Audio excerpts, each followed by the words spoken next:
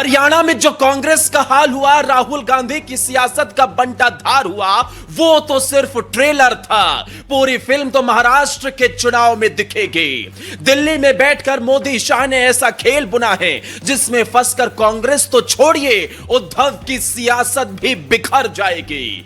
पर्दे के सामने एकनाथ शिंदे हैं, लेकिन पर्दे के पीछे मोदी का सबसे बड़ा तुरुप का इक्का है।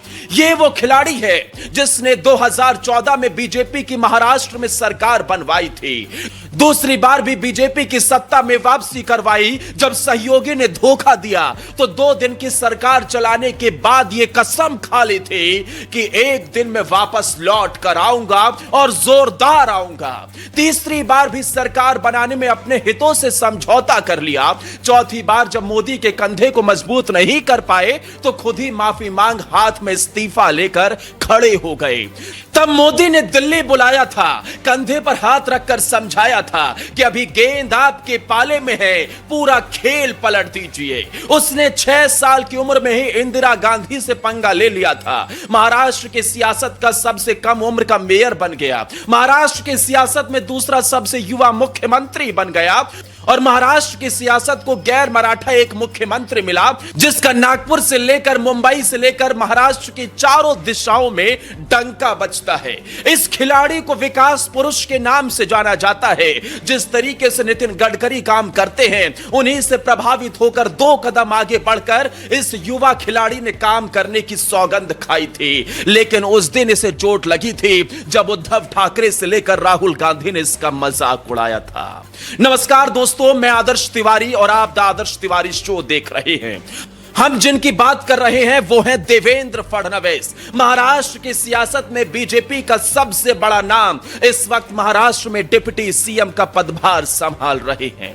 लेकिन मौका था इनके पास दूसरी बार मुख्यमंत्री बनने का, लेकिन देवेंद्र फडणवीस ने अपने हितों से समझौता किया और पार्टी और मोदी ने जो कहा उसे डंके की चोट पर मान लिया। उसके पीछे का सबसे बड़ा कारण मैं आपको बताऊं, लेकिन पहले समझ लीजिए कैसे 6 साल की उम्र में ही गांधी परिवार देवेंद्र फडणवीस की आंखों में खटकने लगा था। उस वक्त महज 6 साल की उम्र थी देवेंद्र फडणवीस की और देश में आपातकाल की स्थिति हो गई थी। उसी आपातकाल के दौरान देवेंद्र फडणवीस के पिता भी जेल की सलाखों के पीछे चले गए।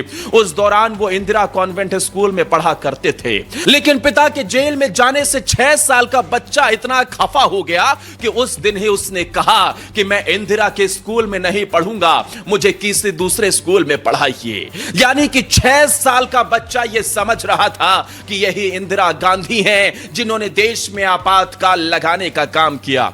उस दिन ही वो कांग्रेस की सोच, नीति और नीयत को अच्छे से जान चुका था और यही 6 साल का लड़का आगे चलकर महाराष्ट्र की सियासत का गैर मराठा मुख्यमंत्री बना, दूसरा सबसे युवा मुख्यमंत्री बना। देवेंद्र फडणवीस या एकनाथ शिंदे महाराष्ट्र की सियासत में विधानसभा चुनाव के बिगुल बजने के बाद यह चर्चा जोर पकड़ चुकी है कि आखिर एकनाथ शिंदे ही एनडीए का सीएम फेस होंगे या फिर देवेंद्र फडणवीस के कंधों पर एक बार फिर से यह जिम्मेदारी सौंपी जाएगी।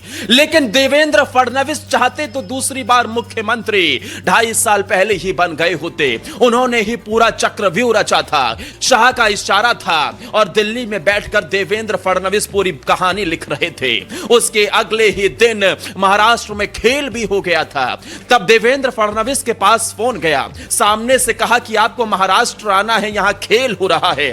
फडणवीस ने कहा मुझे सब पता है, मैं इस वक्त दिल्ली में हूं। दरअसल उनके परिवार और महाराष्ट्र बीजेपी को उस वक्त यही खबर थी कि देवेंद्र फडणवीस नासिक में है, लेकिन नासिक में बताकर देवेंद्र फडणवीस दिल्ली से बीजेपी की सत्ता वापसी की कहानी लिख रहे थे। उसके बाद जब सीएम और डिप्टी सीएम की बात निकलकर सामने आई तो सबको लगा महाराष्ट्र की पहले भी कमान संभाल चुके देवेंद्र फडणवीस ही मुख्यमंत्री बनेंगे।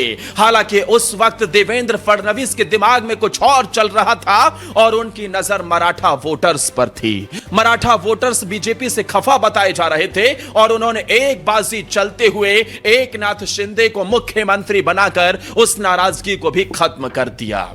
लेकिन अब 2024 है और अगले महीने महाराष्ट्र में विधानसभा के चुनाव भी होने हैं। ऐसे में एक बार फिर से चर्चा तेज हो गई है कि एकनाथ शिंदे का नाम होगा या देवेंद्र फडणवीस के हाथ एनडीए की कमान होगी। इशारों में देवेंद्र फडणवीस ने यह भी बता दिया है कि मंच पर बैठा ही शख्स मुख्यमंत्री होगा। उस वक्त उनके साथ अजीत पवार भी मौजूद थे, उस वक्त एकनाथ शिंदे भी मौजूद थे। एकनाथ शिंदे से पूछा गया तो उन्होंने कहा कि एनडीए की नीतियों के हिसाब से ही हम आगे बढ़ रहे हैं और मुख्यमंत्री हर वो व्यक्ति है जो अच्छा काम कर रहा है। यानी कि ना एकनाथ शिंदे बोलने को तैयार है, ना देवेंद्र फडणवीस बोलने को तैयार है। तो क्या अंदर ही अंदर खेल पक रहा है? क्या देवेंद्र फडणवीस को संकेत मिल चुके हैं या तो दिल्ली में कोई बड़ा पद, सीधे तौर पर कहूं तो अध्यक्ष का पद, या फिर महाराष्ट्र के मुख्यमंत्री की कमान? देवेंद्र फडणवीस ने इशारों में बहुत कुछ कह दिया है। इससे पहले भी जब एक निजी चैनल के इंटरव्यू में देवेंद्र फडणवीस से पूछा गया था, तब भी उन्होंने कहा था कि एकनाथ शिंदे अलग है, देवेंद्र फडणवीस अलग है। यह पार्टी डिसाइड करेगी कि आखिर मुख्यमंत्री का फेस कौन होगा। यानी कि देवेंद्र फडणवीस ने कभी नहीं माना कि वो अब बीजेपी में या फिर एनडीए के सीएम फेस के कैंडिडेट नहीं है, क्योंकि इस खिलाड़ी ने बहुत काम किया था भाई। महाराष्ट्र की सियासत में माना जाता है कि अगर किसी मुख्यमंत्री ने सबसे ज्यादा काम किया तो देवेंद्र फडणवीस थे।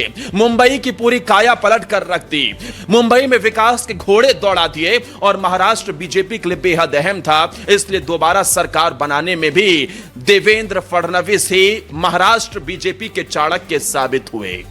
माना यह जा रहा है कि महाराष्ट्र को लेकर एनडीए ने फॉर्मूला भी तय कर लिया है। जिस पार्टी को सबसे ज्यादा सीटें मिलेगी उसी पार्टी का सीएम भी होगा। यानी कि अजीत पवार की पार्टी एनसीपी इसमें कामयाब हुई तो अजीत पवार भी मुख्यमंत्री हो सकते हैं। अगर एकनाथ शिंदे की पार्टी ने इतिहास रचा तो शिंदे की शिवसेना का भी मुख्यमंत्री हो सकता है, यानी एकनाथ शिंदे। और अगर बीजेपी ने कमाल कर दिया तो देवेंद्र फडणवीस के हाथ महाराष्ट्र की सत्ता की कमान हो सकती है। इससे पहले भी देवेंद्र फडणवीस महाराष्ट्र के सीएम रहे, लेकिन महाविकास आघाड़ी को कमजोर करने के लिए बीजेपी ने एकनाथ शिंदे को मुख्यमंत्री बना दिया था। मगर चुनाव के नतीजों के बाद नंबर यह तय करेगा कि सीएम पद किसका होगा। एनसीपी, शिवसेना या बीजेपी, जिसके भी नंबर अधिक होंगे पलड़ा उसी का भारी होगा। अगर बीजेपी के पक्ष में महायुति में नतीजे आते हैं तो इसमें कोई शक नहीं कि देवेंद्र फडणवीस मुख्यमंत्री होंगे। यही वजह है कि लोकसभा चुनाव में मिली हार के बाद से बीजेपी महाराष्ट्र में फूंक फूंक कर कदम रख रही है। दरअसल 23 जून 2022 को बीजेपी और शिंदे गुट शिवसेना ने मिलकर सरकार बनाई थी। इस सरकार में एकनाथ शिंदे को मुख्यमंत्री और देवेंद्र फडणवीस को डिप्टी सीएम बनाया गया। बाद में एनसीपी का अजीत पवार गुट भी शामिल हो गया और अजीत पवार भी डिप्टी सीएम बने। इस तरह भी महाराष्ट्र में महायुति की सरकार है। देवेंद्र फडणवीस चाहते तो उस वक्त भी सीएम पद के लिए अड़े रह सकते थे, मगर तब बीजेपी एकनाथ शिंदे को बड़ा पद देकर उद्धव की शिवसेना को और कमजोर करना चाहती थी। यही वजह है कि ना चाहते हुए भी देवेंद्र फडणवीस को सीएम से सीधे डिप्टी सीएम पर मानना पड़ा था। हालांकि वो ऐसे ही नहीं माने थे, उन्हें पीएम मोदी और अमित शाह ने समझाया था। फिलहाल महाराष्ट्र विधानसभा चुनाव के लिए सत्तारूढ़ गठबंधन महायुति और विपक्षी अलायंस महाविकास आघाड़ी कमर कस चुकी है। अब आपको बताते हैं कि महाराष्ट्र में बीते 5 साल में क्या क्या हुआ, एक बार जरा उस पर भी नजर डाल लीजिए। महाराष्ट्र में विधानसभा की कुल 288 सीटें हैं। दिसंबर से पहले महाराष्ट्र विधानसभा चुनाव संपन्न हो जाएगा। नतीजे भी 23 तारीख को सबके सामने आ जाएंगे। पिछला विधानसभा चुनाव अक्टूबर 2019 में हुआ था। पिछले चुनाव में बीजेपी की अगुवाई वाले एनडीए को बहुमत मिला था, मगर सीएम फेस पर ऐसा पेच फंसा कि एनडीए में आंतरिक कलह हो गई। इसकी वजह से उद्धव की शिवसेना एनडीए से अलग हो गई। इसके बाद शरद पवार की एनसीपी और कांग्रेस के साथ मिलकर एमवीए की सरकार बनी और उद्धव मुख्यमंत्री बने। इसके बाद साल 2022 में महाराष्ट्र में सियासी भूचाल आया। उद्धव की शिवसेना में खलबली मच गई और एकनाथ शिंदे ने 40 विधायकों के साथ बीजेपी के साथ सरकार बना ली। इस महायुति सरकार में एकनाथ शिंदे मुख्यमंत्री बने और देवेंद्र फडणवीस डिप्टी सीएम। फिर कुछ समय बाद यानी महाराष्ट्र में एक और सियासी भूचाल आया और अब एनसीपी में भगदड़ मची। शरद पवार को झटका देकर एनसीपी का अजीत पवार गुट एनडीए में शामिल हो गया और वो भी डिप्टी सीएम बन गए। इसके बाद लोकतंत्र में सबसे बड़ा महापर्व यानी कि लोकसभा चुनाव का शंखनाद हुआ। इसी के साथ महाराष्ट्र में चुनावी सरगर्मियां तेज हुई। उसमें बीजेपी देवेंद्र फडणवीस के नेतृत्व में चुनावी मैदान पर थी, लेकिन इस मौके पर बीजेपी को खासा नुकसान का सामना करना पड़ा, जिसे लेकर देवेंद्र फडणवीस ने खुले तौर पर खुले मन से नरेंद्र मोदी के सामने अपने इस्तीफे की पेशकश कर दी। तब मोदी ने दिल्ली बुलाकर उन्हें खूब समझाया और बताया कि महाराष्ट्र विधानसभा में खेल करके दिखाइए, आपके ऊपर पार्टी को पूरा भरोसा है। और अब 2024 है, लोकसभा चुनाव के बाद विधानसभा के चुनाव भी आ गए हैं। आर्थिक राजधानी मुंबई में सियासी गहमागहमी तेज हो चुकी है। इस बार देश को दिशा दिखाने वाले वैश्विक शहर मुंबई पर किसका कब्जा होगा, यह सवाल भी अब सबके जहन में उठने लगा है। इसकी समीक्षा करने पर यही पता चलता है कि राज्य और देश के दूसरे क्षेत्र की तुलना में जागरूक माने जाने वाली महिला वोटर मुंबई तय करेगी कि मुंबई में किसका सिक्का चलेगा। यानी कुल मिलाकर महाराष्ट्र में सियासी लड़ाई बेहद दिलचस्प हो चुकी है और देवेंद्र फडणवीस इस वक्त सबसे लोकप्रिय नेताओं में से एक माने जा रहे हैं। क्या आप भी मानते हैं महाराष्ट्र में बीजेपी और एनडीए को अपना सीएम फेस का ऐलान कर देना चाहिए और देवेंद्र फडणवीस एकनाथ शिंदे से ज्यादा मजबूत आपको दिखाई देते हैं? कमेंट कर अपनी राय जरूर बताएं और इस वीडियो को ज्यादा से ज्यादा शेयर भी जरूर करें।